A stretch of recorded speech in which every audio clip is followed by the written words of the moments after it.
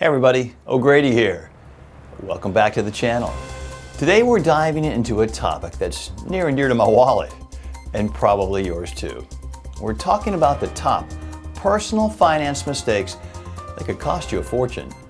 We're talking unforced errors. Yeah, just like in tennis. A routine shot you already know how to hit, but you dump it in the net and lose the set. You likely already know these financial strategies and rules of thumb, but you're still dumping them in the net, making financial unforced errors. Don't you hate it how the politicians and pundits stole the phrase unforced errors from the tennis community? Yeah, just like they stole out over his skis from the downhill skiing world. All right, now I don't know about you, but I'm all about keeping my hard-earned cash where it belongs, in my pocket. So I'm challenging myself, and you too, to avoid these common money pitfalls. Trust me, your future self will thank you. Bigly. Or is it big league? All right, let's get real for a second. When it comes to personal finance, there's a razor-thin line between living your best life and, well, living in your parents' basement, or your kid's basement, or here in Florida, your kid's lanai. And here's the kicker. Most of us have been guilty of making mistakes that can cost us big time in the long run. But hey, don't panic. That's why I'm here today. We're going to talk about how to avoid these common mistakes and take control of our financial health. Because, let's face it, nobody wants to be that person who's always stressed out about money, right? Or double faulting all match. All right, first up on our financial faux pas list, overspending. Oh boy, this one is big. We've all been there, caught doing this, caught up in the excitement of buying something shiny and new, only to realize later, we didn't really need that. And before you know it, your credit card is maxed out and your savings account is giving you the stink eye. I'm currently reading Essentialism. It's all about minimalist living. What's really necessary? What can you cut out? It's not only the physical clutter, but the mental and life clutter as well. But that's a topic for another video. But don't you feel better after you finally get around to clearing out the clutter in your office or garage? My point is, you probably don't need all that stuff you're buying and filling up your garage with. But wait, there's more. Budgeting. Lack of budgeting is like overspending's evil twin.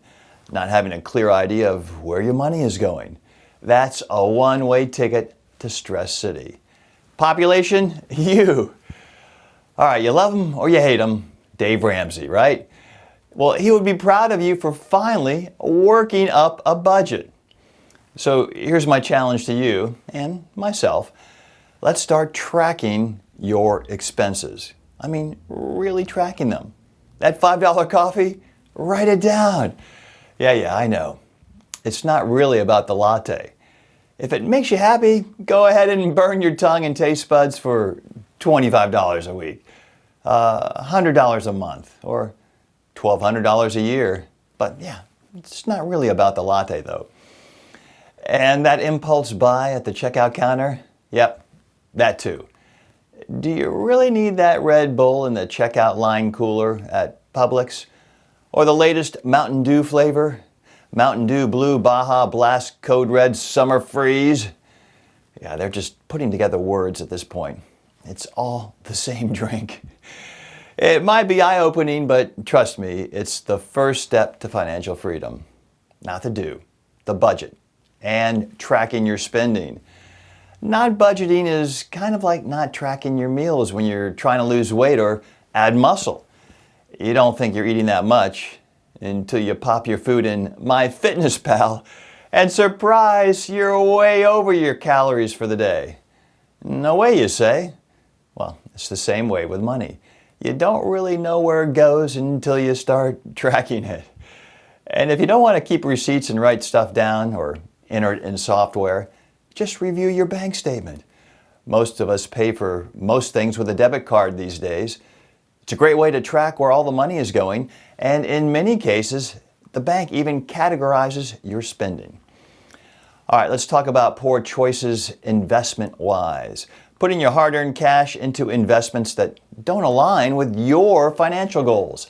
That's like trying to hit a one-handed backhand when you've hit a two-hander all your life.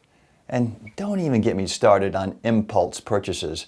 You know, those things we buy on a whim without thinking about the long-term consequences. Yeah, those. You've probably got a garage or bedroom full of them.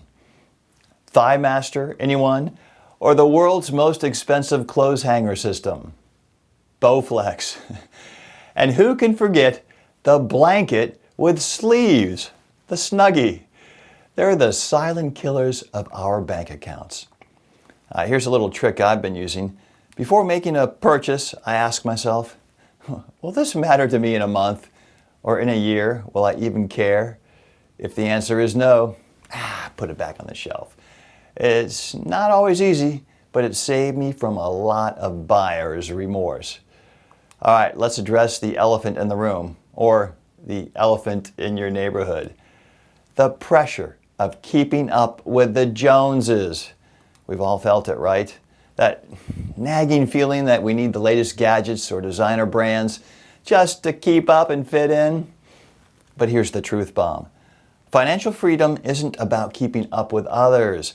It's about living below your means and making conscious financial decisions that align with your values and your goals. So the next time you feel that pressure, remember, the Joneses, your neighbors, they're not even thinking about you. And they're probably in debt up to their eyeballs. Plus, wouldn't you rather spend your money on adventures and experiences than stuff? Things you'll forget you even have in a few years, if not a few days? Memories, though. Memories last a lifetime. All right, now we're getting to the heavy hitters. Not building an emergency fund? Well, that's like driving without a spare tire. You'll never know when you'll need it, but when you do, you'll be so glad it's there. Or that backup racket or two in your tennis gear for when you break a string mid-match. And ignoring retirement savings? Yeah, that's a big one. I know. Retirement seems like it's a million years away. Or you say, hey, not me. I'm never going to retire. I like what I do. But trust me, your future self will be grateful if you start saving now. So let me tell you a little bit about Heather. Heather started saving for retirement in her early 20s, her first job. By the time she hit her 40s, she had a nest egg that would make a mother hen proud. Who writes this stuff? Now she's off traveling the world while the rest of us are working 9 to 5. So be like Heather. And speaking of real life examples, we could talk about John. Poor John made the mistake of not having an emergency fund. So when his car broke down, he had to resort to high interest credit cards to cover those repairs. And now he's swimming in debt and about to drown. All right, how about some of the good stuff? When we avoid these common personal finance mistakes, we open ourselves up to a world of possibilities, infinite possibilities. We can travel, pursue our passions, and live life on our own terms. Play more tennis. No more lying awake at night worrying about bills or debt collectors. By taking control of your finances, you can break free from that cycle of stress and start building a brighter future. And let me tell you, that feeling of financial freedom, well, it's better than any impulse purchase I've ever made. Well, we've covered the major personal finance mistakes that can cost us dearly if we're not careful. From overspending to ignoring retirement savings. These pitfalls can really put a dent in your financial health. But remember, knowledge is power, and now you know. By being aware of these mistakes and making conscious financial decisions, you can avoid them and start building a stronger financial foundation. All right, so if you have a personal finance horror story, or maybe a buyer's remorse story, or a success story you'd like to share, drop it in the comments below. We'll learn from each other. And hey, I never mind if you add a like and a sub to your budget either. It goes a long way. In the meantime, I'll see you inside the next episode.